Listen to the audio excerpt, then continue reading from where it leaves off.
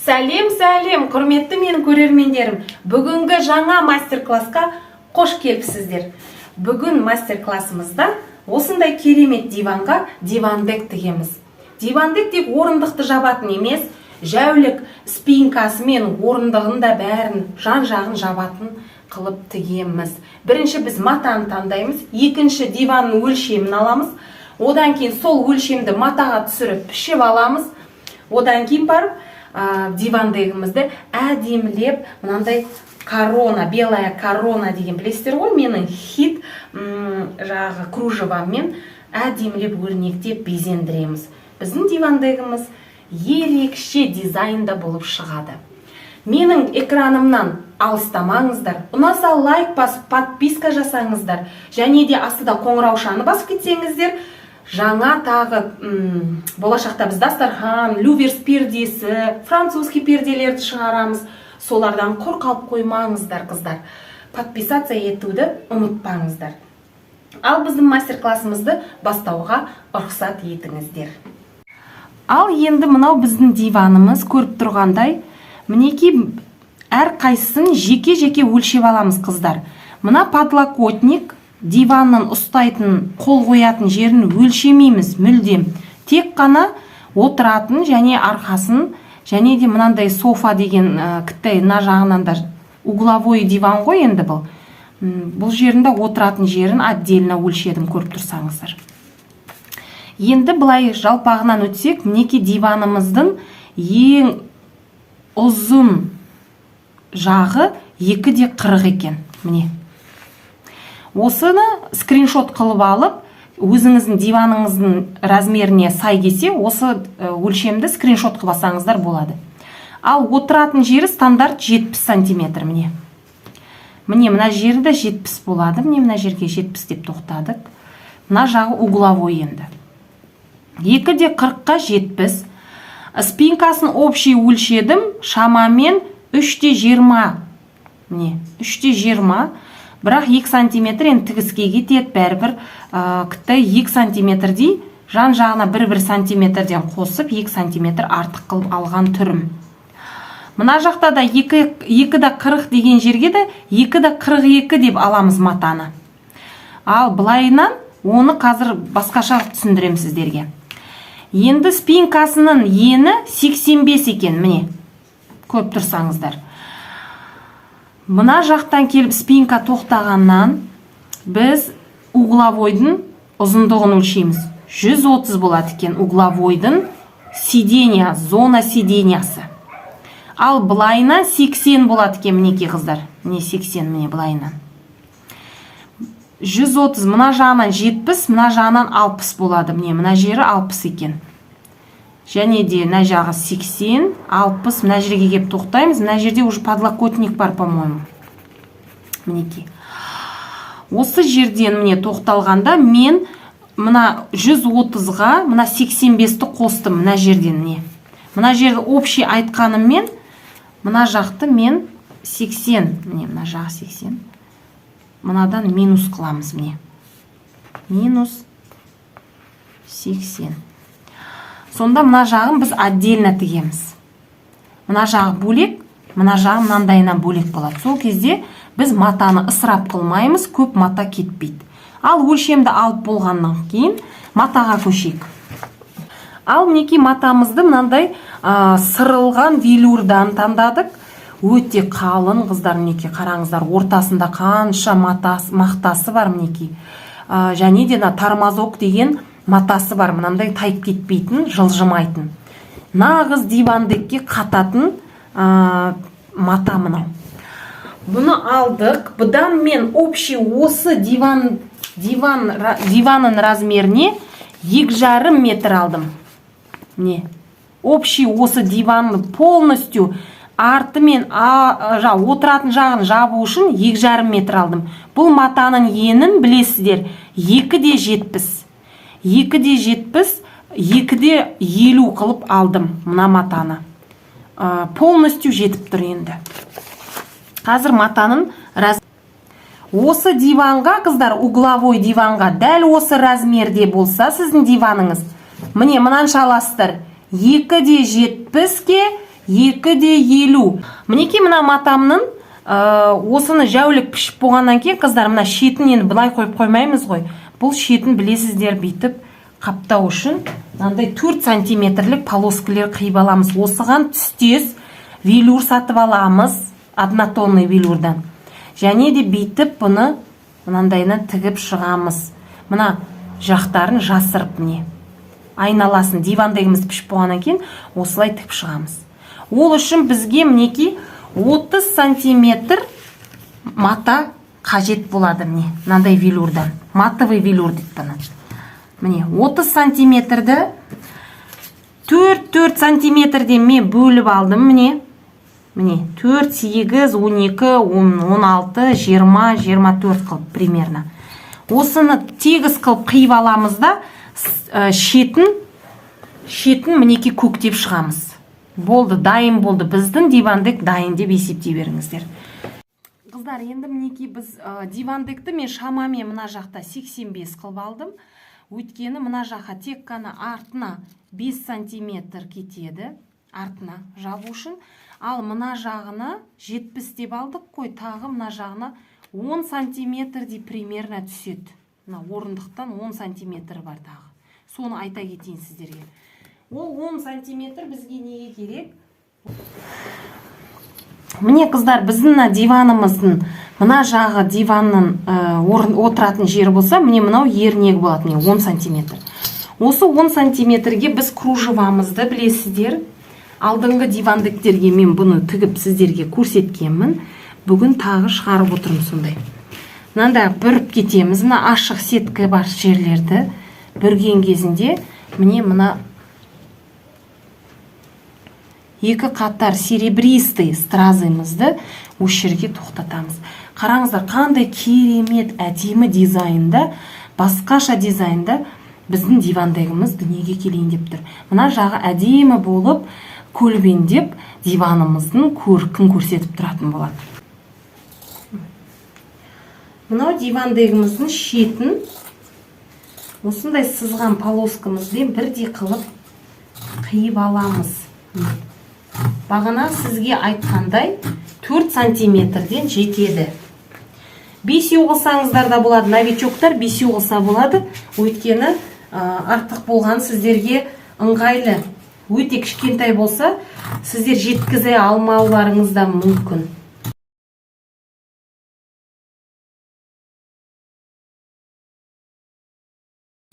Міне, полоскаларымыз өстіп дайындап аламыз бәрін. Міне, мұнан бәрін қиямыз. Енді угловой диванға, мына жағында угловой диванға келсек, мінеки ұзыннан осындай полоска алдым.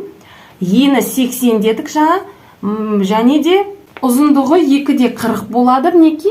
Мынадан былай міне отыратын жер және спинкасын жабады. Былайынан 80. Бірақ мына жаққа келгенде міне мына 60 сантиметр мына жағы. Мына подлокотник мына углға кеп тірелгені. Мына жағы 60 сантиметрді біз кішкене қостық жан жағына 15-15 сантиметрден артық қып алдық. Мынанда төселгенде мына жағы да желбір болсын деп. Оны қазір сіздерге көрсетемін. Мінекей мына жерді біз былайынан алдық, мына углы. Сол жерден бастап мына невемізді тігіп шығамыз, айналдырып міне.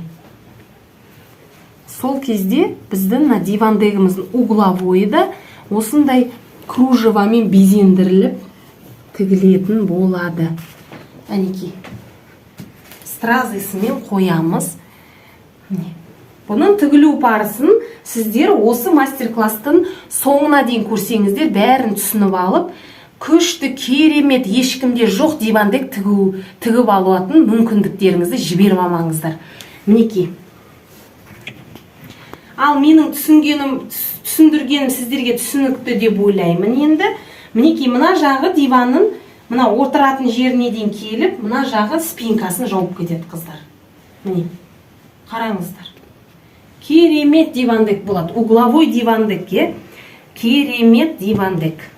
Қыздар, егер де заказ беретін болсаңыздар, менің ссылкамның астына ссылкасын қалдырып кетемін. Deluxe Уют Маркет асыл затқа тіркеліп, сол жерде WhatsApp номеріме менің шығып, заказ берсеңіздер болады. Ол үшін тек қана диваныңыздың фотосын жібересіз, размерін алып бересіз жаңағыдай қылып.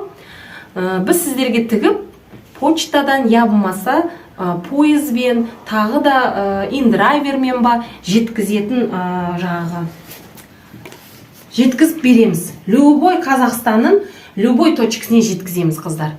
Тек қана заказ беріңіздер, және де болмаса, мінекей мастер-класс қарап тігіп алыңыз, тігіп үйреніңіздер. Ал мастер-классымызды бастауға рұқсат етіңіздер.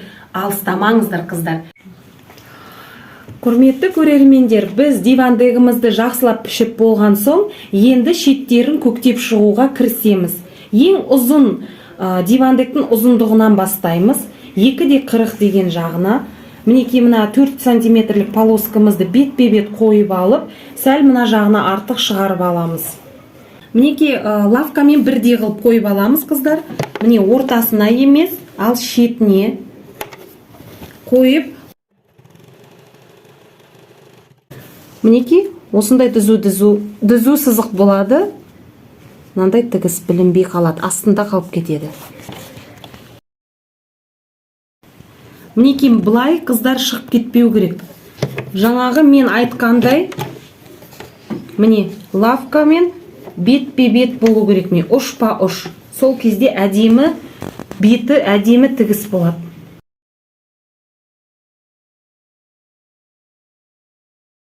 Осындай әдемі тігіс болады. Ұнаса лайк басуды ұмытпаңыздар, қыздар. Сұрақтарыңызды қойыңыздар, жауап береміз. Және де каналыма тіркеліп кетуді, қоңыраушаны басып, келесі жаңа мастер-класстардан құр қалып кетпеуді сіздерге ескерткім келеді. Мінекей, қыздар, мына бұрышына келдік. Енді осы бұрышын қалай қайтарамыз? Міне менің видеомды бірінші рет көріп жатқандарға қайтадан түсіндіріп кетейін. Алдыңғы дивандіктерде мен көрсеткенмін. Мына жаққа до конца, міне аяғына дейін тігіп аламыз, соңына дейін. Міне соңына дейін тіккен соң, лапкіден қайтадан сәл мына бұрыштан ұзақырақ қойып алып, мына лентамызды мінекей мына бұрышқа бұрыш қылып бетіп қайырып аламыз. Міне содан жақындатып қойып, мінекей бұрышын тігіп кеткен соң, міне бұрышы тігілді, қыздар. Міне енді қазір көрсетем. Мына жағын тағы беттестіріп аламыз. Мінекей дивандығымыздың шетіне лапкаға қойып аламыз да, дәл сол бұрыштан қоямыз. Ал енді шығып кетпеу үшін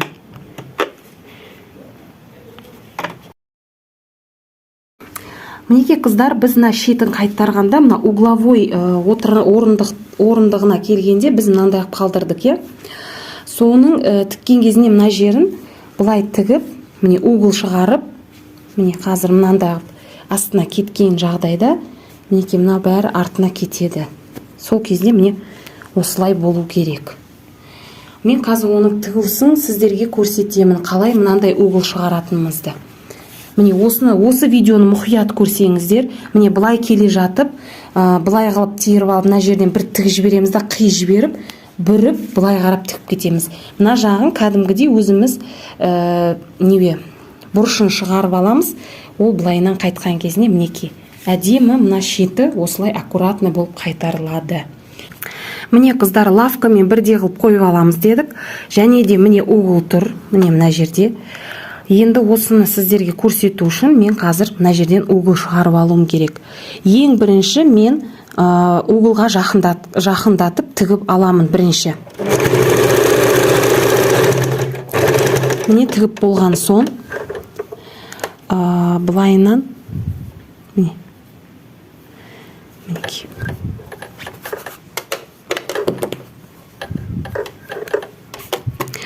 міне былай қосқанда, міне қыздар,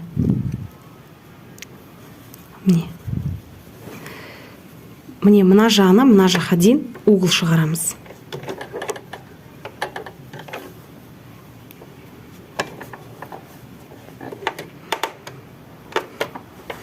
Дәл міне мына жерге дейін, мына углға дейін әкелеміз. Міне былайынан.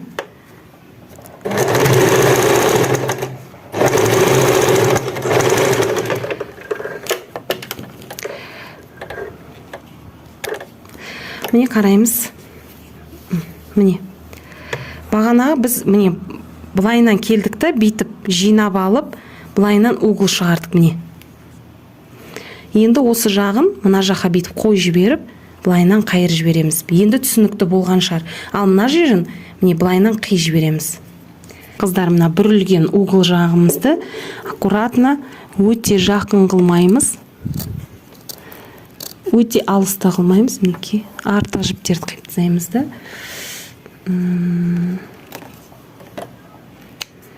Сіздерге анықтап көрсетемін. Міне углымыз углға кеп тұр. Енді мына жағын мына жаққа жалға жіберіп.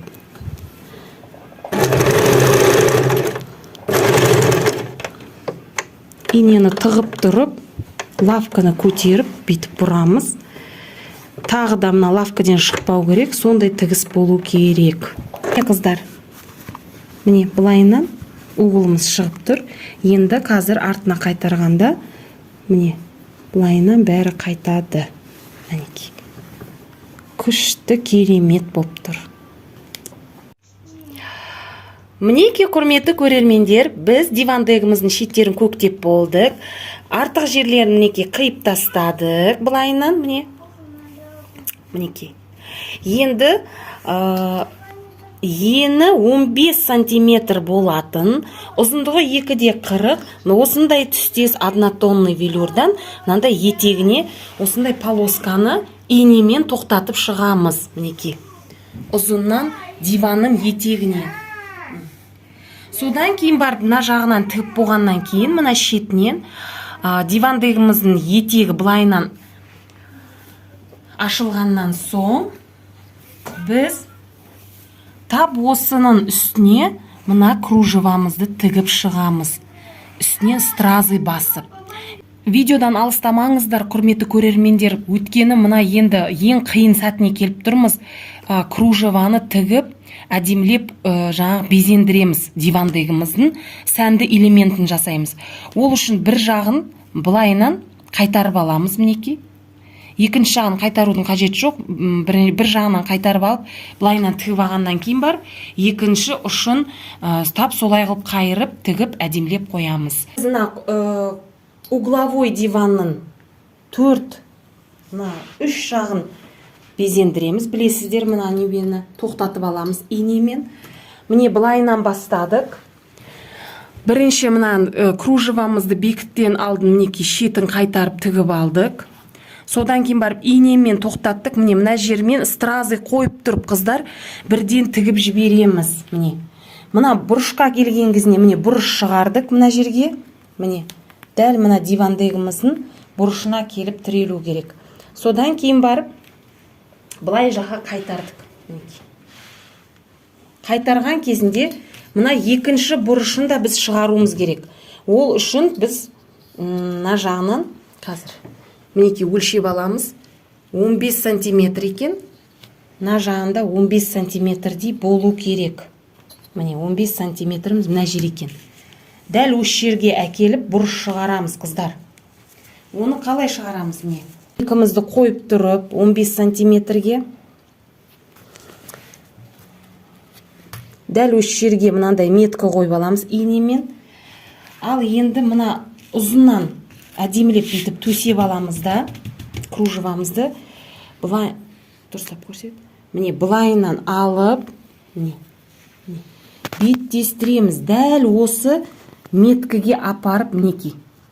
Міне көріп тұрсыздар, міне гармошка болып жатты. Міне бірінің үстіне біріне зигзаг болып жатты мінеки, қыздар. Міне көріп тұрған болсаңыздар. Мына меткіге әкелдім. Бұл жері бұрыш. Дәл осы жерден міне мынаны басып тұрамыз да саусақпен. Мына жаққа апарып қоямыз. Мына инеге міне бұрыш шықты әдемі. Артық жерін қиып тастаймыз, уайымдамаңыздар. Мына жерді бірден инені алып тоқтатып аламыз. түсінбесеңіздер, видеоны 2-3 рет көрсеңіздер, бірден түсініп аласыздар. Міне, болды. Бұрыш шықты. Міне, диванымыздың бұрышы шықты, мінекей. Көріп тұрғандай, бүйтіп үстінен басып өте шығамыз. Мінекей, мынандайынан басамыз. Бұл жерлерді мінекей, біз стразымызды артықтау қылып шығарып алдық. Кейін қайтаруымызға да жақсы. Мына шетінді қайтарып алдық. Кружевамызды енді үстіне қоя отырып, инелерді алған жоқпын, әлі со инелерімен тұр. Үстіне қайтарып отырып, мінекей, былайынан дәл кружеваның үстімен жүріп отырамыз. Мынан стразымыз тігілді. Қыздар, мынандай артық жерлерін кейін дайын болғаннан кейін бүйтіп қайшымен алып тастаймыз. Бұрышқа жақындағанымызда бұлайынан кесіп жібереміз.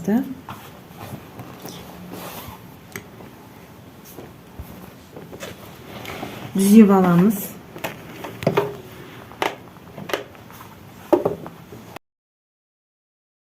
Мінекей, яғни бұл жағына да бүйтіп қойғаннан кейін бұлайынан қоймаймыз, қыздар, міне.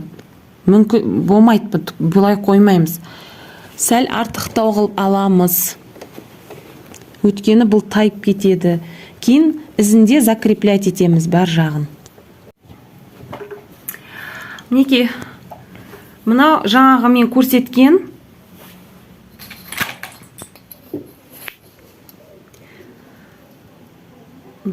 15 сантиметрлік полоскамыз, мінекей, однотонный велюрдан былай қылып беттестіріп қойып, мына жағынан бетіп тігіп аламыз да, былайынан қаратқаннан кейін, міне, мынау дивандығымыздың етегі болады. Оның бетіне мына шетін қайтарып аламыз, былай қылып, сонан өстіп сәл артықтау қылып қойып, стразымызды үстіне қойып, мінекей, тағып аламыз. Мына жағы шығып кете бергендіктен бұлай қылып инемен тоқтатып алдым. Мынаны артықтау қылып алдық. Және де міне мына ең басындағы мына жерге кеп тию керек, міне, қыздар.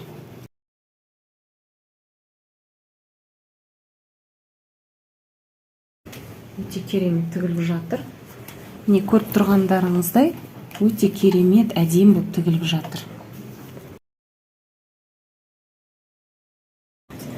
Мінекей, құрметті көрермендер, біздің мына дивандығымыз дайын болды. Міне осылай болады.